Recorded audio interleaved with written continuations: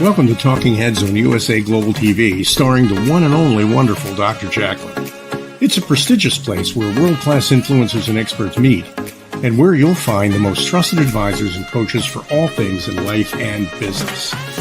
Visit usaglobaltv.com to sign up for our newsletter, get the value you need, and be first in line to learn about events and giveaways and other valuable content. Connect with us.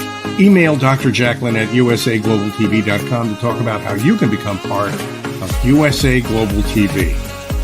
That's USA Global TV, where the doctor is always in. Hello, everyone, and welcome. Happy Friday or happy Saturday, wherever you are. We're so thrilled to have you here at USA Global TV and Radio. I'm Dr. JACALYN KERBECK, and our show today is Authentic Achievements. And my co-host is really the creative genius behind the name of this show, and it has a lot of synergies with what she's doing. Let's welcome KIM-ADELE Randall and hear more. And then we've got a great guest to bring out as well. Hello, KIM-ADELE. How are you? I'm really good, lovely. How are you? Doing well. Thank you so much. And I just mentioned the fact that you're the creative genius behind this show name and actually behind our background as well. So for people who are just joining us for the first time and they're thinking, what does she mean by that? Tell us where you got the idea to interview people under this show name and what the significance is to you. Absolutely. So the idea came from my next book, actually, which is also called Authentic Achievements. And as part of that, what I really wanted to do was understand what is it that helps people to overcome obstacles, to find that resilience and to go out and achieve whatever it was in them to achieve and be their authentic self. So as part of the book, I started thinking about interviewing people. And then Dr. JACALYN, I obviously met you and we got chatting. I was like, wouldn't it be great if we shared it on a TV show as well and a radio show and allowed other people to learn from each other and hopefully get the inspiration to overcome whatever challenge you're facing right now and go and achieve your dream. And that's kind of our purpose here, isn't it? Is to hopefully help, inspire, motivate everybody else and share tips on how we get out of our own way and go on to achieve what we dream of. Fantastic. And KIM-ADELE, can you please let people know what you're doing when you're not on this platform? You have a whole life outside of USA Global TV and Radio. I do. So when I'm not on here, I'm either recording my other show, which is also called Authentic Achievements. I've got another TV show also around authentic achievements.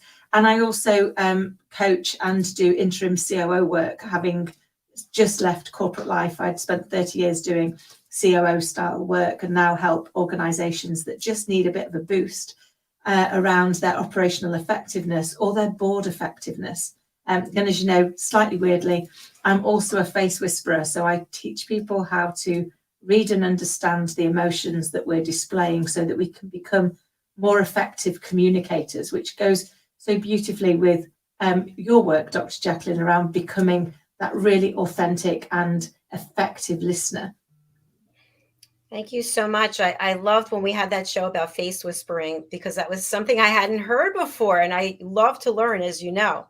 Yeah, it's fascinating, isn't it? Whenever you say it to people, they're like, what is that? Usually followed very quickly by people holding their faces and going, what am I showing? What am I showing? And I'm like, I'm not reading anybody's face right now. It will only be if people asked me to. But it's been around since the late 1960s, but not many people have heard of it, and yet it's being used in technology all over the place. But I think my passion, very similar to your passion, is how do we become even better communicators? How do we better understand each other? And how do we find a common ground? And, through your amazing work on getting people to really understand the art of listening. And it is an art form, isn't it? Doing it properly is an art form. And for me, it's kind of building on that as well and saying, and actually, how do we read, not just how do we hear what's going on, not just by what we can hear, but by what we can see as well? And how can we use that to better inform our conversations? Absolutely. And when someone's not listening at an elevated level, it's really painful to be involved in that conversation, isn't it? It is. Because you see, very often, I saw it a lot in corporate life, I'm sure you did too, Dr. JACALYN, but you see that people are listening purely to interject. They're listening just long enough to make their point. And you're like, no. Listen to understand, listen to what they're trying to say, to where they're coming from. Because once you do that, you actually remove any conflict, because conflict, in my experience, comes down to either misunderstanding, miscommunication, or misinformation. And if we can listen at an elevated level, if we can read what's going on, we remove those through, and therefore we can actually just find a path through together where all of us can be listened to, understood, and respected. And I think that's what human beings are really wanting, isn't it?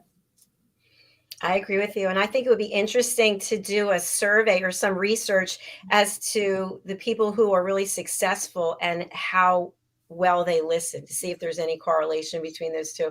And it's funny enough, and then we're going to bring out our guests. But even on this platform, when I have 3 people or 4 people, you can see people like raise their hand or their face starts moving because they can't wait until you stop talking so they can jump in with what they have to say, because it's so much more important. So I'm sure you see that with body language all the time. We do. And some of it is about our innate desire to try and demonstrate that we are listening. We've got told to active listen, so we nod a lot, don't we? And we do all of these bits. And you're like, all we're doing is distracting the poor soul. And we aren't comfortable with the silence. So we know when you stop speaking, there's going to be a silence. And we've been told silence is a bad thing. So we're immediately thinking, how do I fill the silence when the silence comes and let you know I was listening? So I'm going to try and think of something that's hopefully sensible and maybe educated in response to what you're saying, rather than just going, wow, that was really interesting. Like just owning that silence and then thinking what you want to say. But that takes practice and effort, doesn't it? Yes, the silence is where the growth is. Yeah. So let's bring out our guest. I know you're going to introduce Dave Combs. He was here on Wednesday and we had a great show, and he's been here another time before. So we're going to welcome back Dave. So tell us more about Dave Combs. Absolutely. So we've got the fabulous Dave Combs, who's been on the show before. And as you say, Dr. Jacalyn's been on some of the other USA Global TV shows. Dave is the composer behind Rachel's Song, something that is now renowned across the world. And I seriously recommend you go and listen to it. It's beautiful.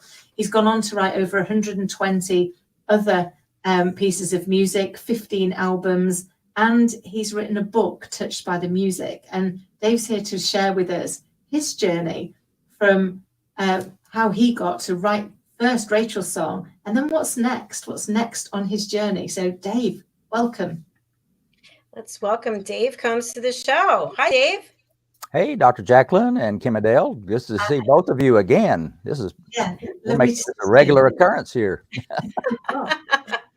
We'll have to get dinner sometime soon. That would be fun. Yeah, that would be great. So, Dave, we're just going to go under the assumption that people have not seen the shows before. We hope that they have, but it would be fabulous if you would tell us more of what is Rachel's Song, why is it important, and how can people learn more about this beautiful piece of work?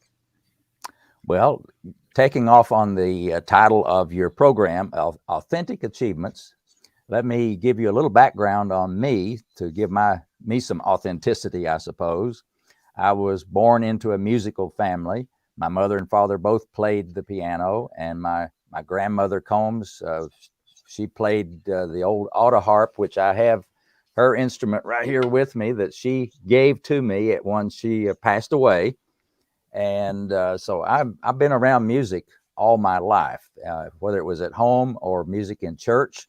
I was eventually a part-time choir director at my church while I was in college, and then after college at another church. So being around music and around musicians all my life really is just a part of me. And it wasn't until I was 33 years old that I actually sat down and wrote a tune. It didn't have a name, but I sat down at the piano one evening after work. I was working at a Fortune 500 company called Western Electric, which was a subsidiary of the Bell system, which later became AT&T. And my way of relaxing has always been to sit down at the piano and just play something.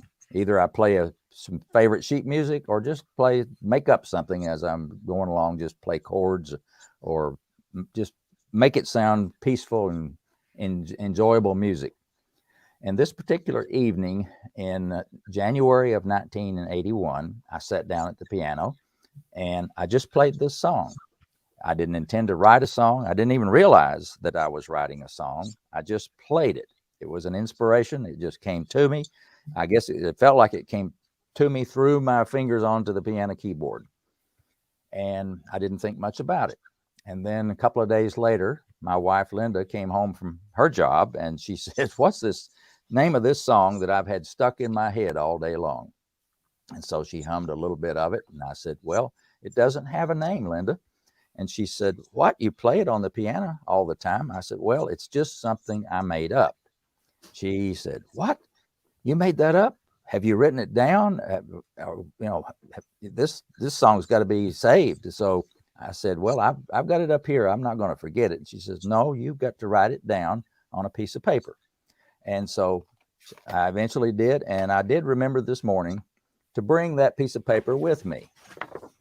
This is what I wrote down. It's the music, which is, as you can see, just the melody line and the chords of a song. And it says, copyright David M. Combs, 1981. No name, just a very simple, 3 lines of music here, and that was it. So fast forward about 2 years, some friends of ours had a little baby girl named Rachel, and they asked me and Linda to be her godparents. And it was at Rachel's christening service that Linda and I are sitting there in the church with the family and the minister. And I'm looking at the front of the church. There's a baby grand piano sitting on the platform. And I looked at Linda after the formal part of the service was just about over. I said, "Hey, Linda, what about if I play this song that I've written now that we can't come up with a name for? What if I play that now as part of the service?" And she said, "That's a great idea." So I went and asked the family and the minister if it'd be okay if I played this song on the piano. And they said, "Sure." So I walked over to the piano, sat down, and I started playing this song. I got most of the way through it, and I hear this clearing their throats and some sniffles out in the crowd. And I noticed my eyes were getting a little moist too, and it was very emotional. Baby's christening services are emotional anyway, and you layer on top of that some pretty music, it just turns it on. So at the end of the song, I looked over at little Rachel in the arms of her mother, and I said, "From now on, this song will be called Rachel's Song in her honor." And that's how it got its name. And that was the beginning of what turned out to be a lifetime achievement for me of music. But I had no idea at that time. And roll the calendar forward 3 years. I was in Nashville, Tennessee, working during the week on a project for AT&T. And Linda, my wife, says, "Well, while you're in Nashville, since it's called Music City, USA, and there's studios all over the place, why don't you get a professional demo recording made of Rachel's song?" Okay. So I said, "That's a great idea." So to make a long story short, I did find a studio and got recommended a piano player by the name of Gary Prim. And I hooked up with Gary Prim and found out that he would do it for me. I said, "Well, what do you need to do the recording?" He said, "All I need is a cassette tape of you playing it, or a recording of you playing it, and a lead sheet." I said, "Okay, what's a lead sheet?" And he said, "Oh, it's just simple. It's the melody and the chords written out on a piece of paper." Well, lo and behold, I had that. I just didn't know to call this thing a lead sheet. So got back home, sent that to Gary, and a couple of weeks later, Gary and I met in a tiny little studio in Nashville, and I got to hear Gary Prim play my music for the first time. Nobody had ever played that song but me up to that point. I had no idea what to expect. Well, if you ever have an opportunity to go in a recording studio and observe a recording session, do so. Those are unbelievably wonderful experiences. You'll hear creativity as it's happening. So when I met with Gary Prim in the studio, he's playing my song. I can't believe what I'm hearing. He adds all kinds of instrumentation to the song, and when it's done, it sounds as good as any recording I had ever heard on the radio. And there again, that it just was another layer of confirmation that this music is really becoming a more and more important part of my life. And I was beginning to see the beginnings of the idea that maybe my music could eventually become a really important part of my career in life.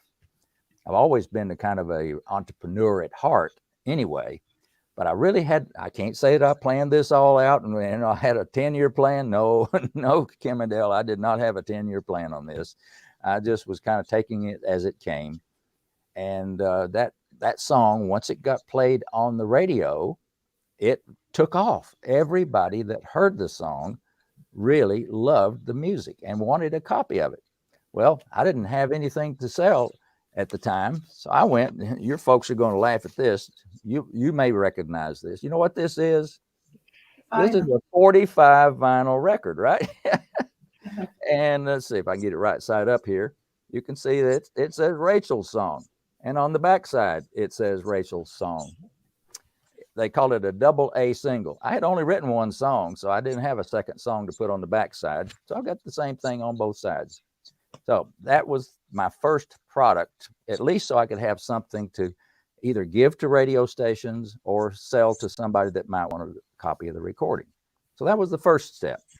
And then I decided I need to write some more music. So by 1988, I went back into the studio and I'd written some more songs. Gary Prim and I recorded what became the entire album of Rachel's song. And back then, most of the sales were with a cassette tape, this little thing here. And so CDs were just starting out. We didn't really have very many people with CD players even at that point. So I recorded an album, produced my first album with cassette tapes and a CD of Rachel's song, and started on the journey of, okay, now what do I do? I've got the product. I've got a way to possibly play it and sell it to people, but I don't have the outlets to sell it. Record stores and big box stores, they wouldn't have anything to do with me. Anybody that's brought a new product to market knows that it is tough as nails to get your product placed in a big store. You know, their buyers are very particular about what they're going to place on the shelf in their stores. I got nowhere. So I had to create my own. I didn't give up. I said, I know this product has big demand because I'd already started getting fan mail from the radio airplay all over the country. People were writing to me saying, how can I get this song? I love this music. Here's what it did for me, and all kinds of testimonials. And so I through the idea of a coworker, it wasn't even my idea. It was a coworker that at AT&T that said, I think that my friend who owns a gift shop would like to play it in her shop. So, okay, I gave her a CD to play in her shop, and that the people in the customers in the shop loved it so much that I ended up having to sell some at wholesale to that gift shop for her to resell. And that happened, and it just took off. That one little gift shop in Old Town Alexandria, Virginia, which is a wonderful tourist place, she sold thousands of copies of my Rachel's Song album in that one little gift shop. And there again, I can't take credit for the planning on that from then on, but I knew that I needed to replicate that one success story. And so I got to looking around for there might be other gift shops somewhere else that would also play and sell my music in their shops. Lo and behold, there were. And I made myself a spreadsheet. You know, I'm a computer programmer in my early life, and I've been in IT all my life. I love computers and stuff. So I made a spreadsheet, and I said, okay, here's what this one little gift shop in Old Town Alexandria has done, and ran the numbers to see what the net profit was. Looked pretty good. Okay, let's make another column in the spreadsheet, and let's just say there's one gift shop in every state. Let's just 50, total of 50. Column 1 times 50. Well, the bottom line net profit on that, pretty good number. Okay, well, one more column. Let's don't get greedy. There's 50 states, lots of gift shops. Let's just do 5 per state. Total of 250. All right, third column is 250 times the first column. And then I said, okay, Linda, come here and look at this number. Look at this. This is more than double what I make at AT&T. And our mouths just went, what? So there again, the light bulb goes off. I said, okay, we know what we got to do. We've got to replicate this one little successful business model of this one little gift shop. I got to find 250 more of them. And that's what I embarked upon. And I started that journey. And it's in my book, I tell a lot of the stories about how it wasn't a straight line from one. I eventually had over 1,000 gift shops play and sell my music, but it wasn't a straight line. I learned, oh, that didn't work. Well, this didn't work. Let's try this. Lots of trial and error, but I eventually got it in over 1,000 gift shops all over the whole country. And by January of 1992, I was able to quit my job at AT&T and do nothing but my music full time. So I guess that's a kind of a long-winded story of my achievement up to that point. But that's exactly what happened. And as Paul Harvey says, and now the rest of the story is what's happened since then, and we can talk about that a little bit as well. Amazing. I love the story, and what I love about it is that you just took each step.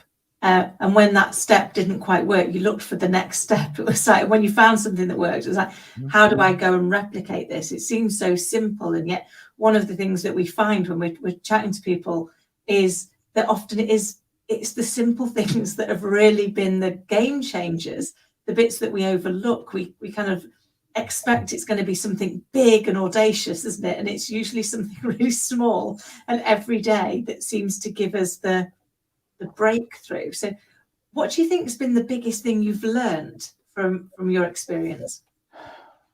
Well, one thing I have learned is confidence in myself, and knowing that if I am persistent and that I keep looking for new ideas and thinking outside the box and don't let any obstacle or seeming roadblock stop me.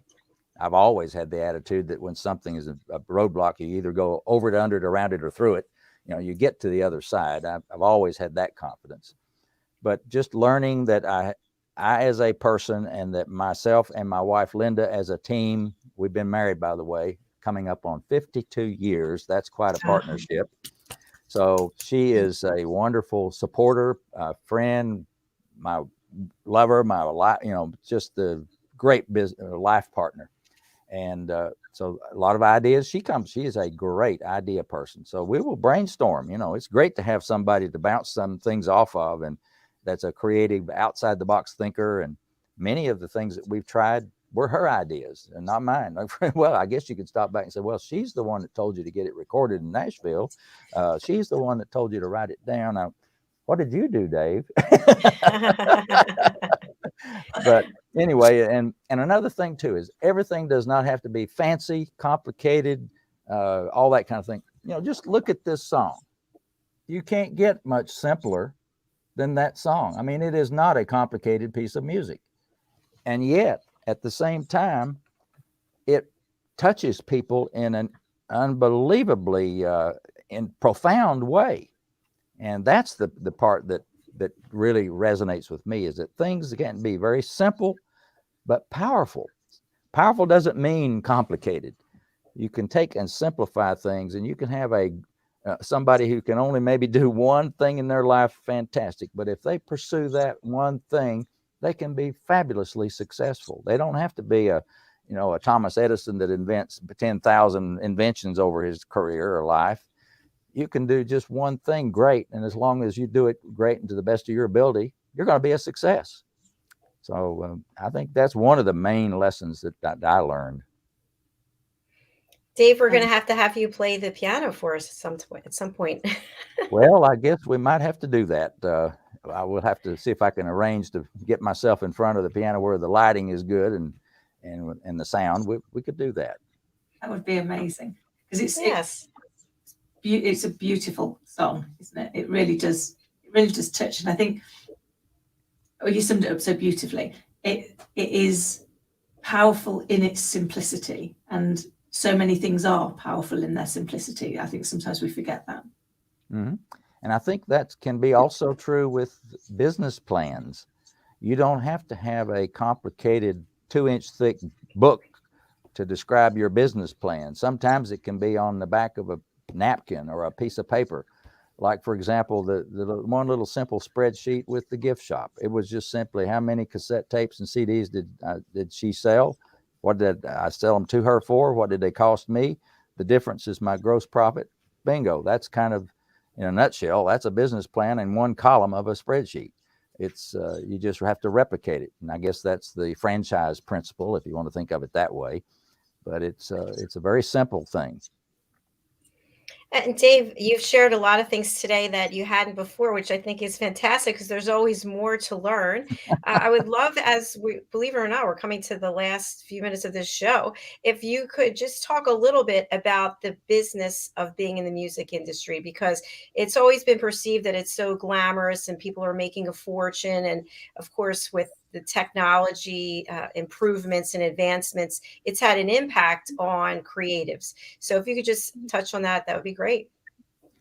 Okay, that's a great lead into the discussion about that, because it is very important, and it's not a very simple prospect. There are books written about, and one of them is called The Business Is, plural, of Music.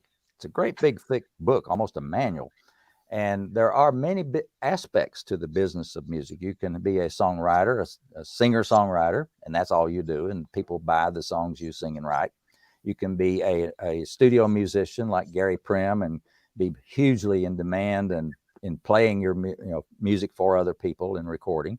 You can be a performer that records albums. You can be a touring performer and do big shows.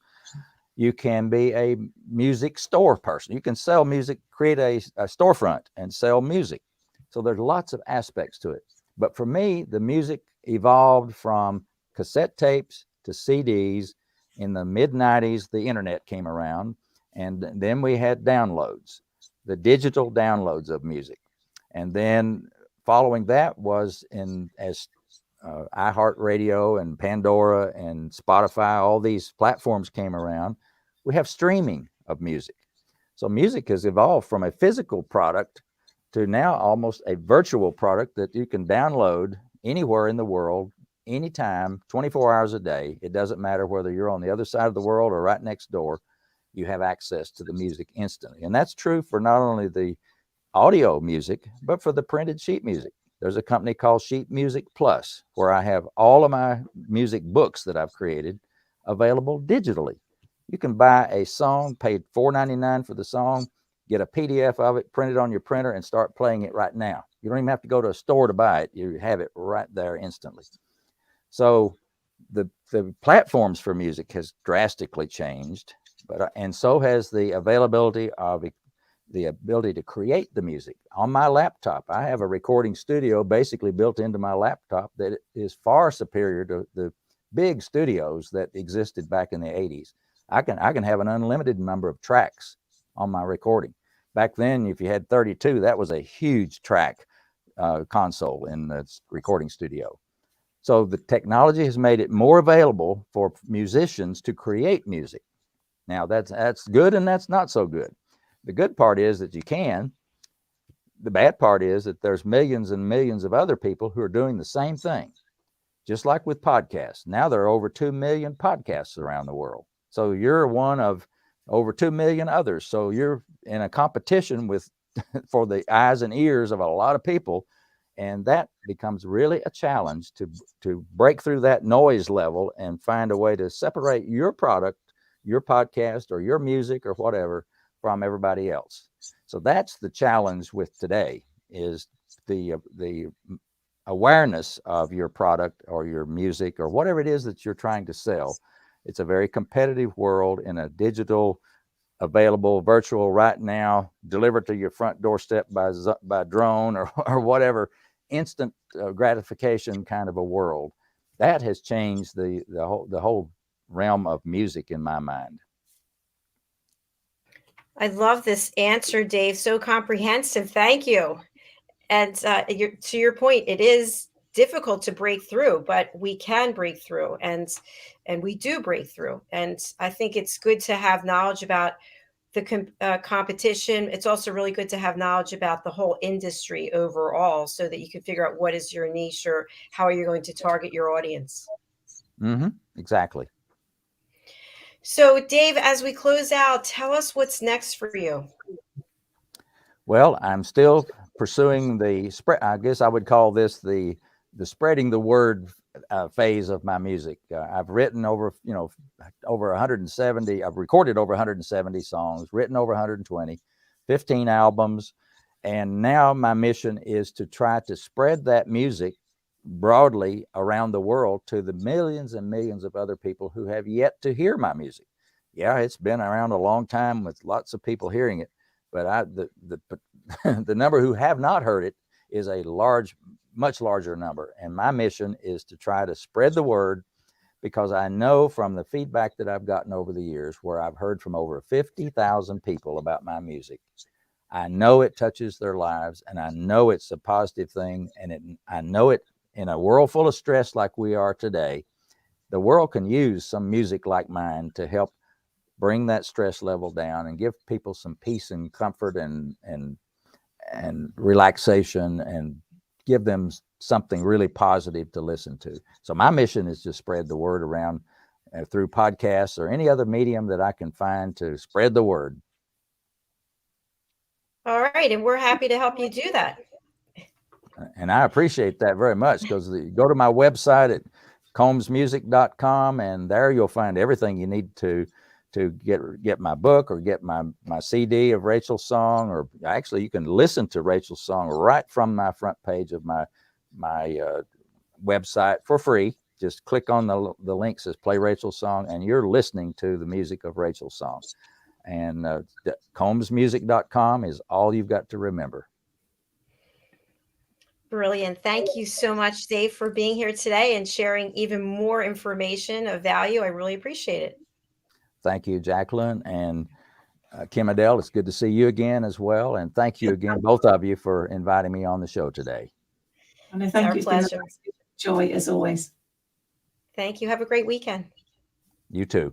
Take care. Bye for now. Bye-bye. KIM-ADELE, how can people reach out to you? Yeah, of course. So you can reach out to me at kim@kimadelerandall.com, or you can check out the website, which is www.authenticachievements.com. And I'd be delighted to hear about you and your authentic achievement.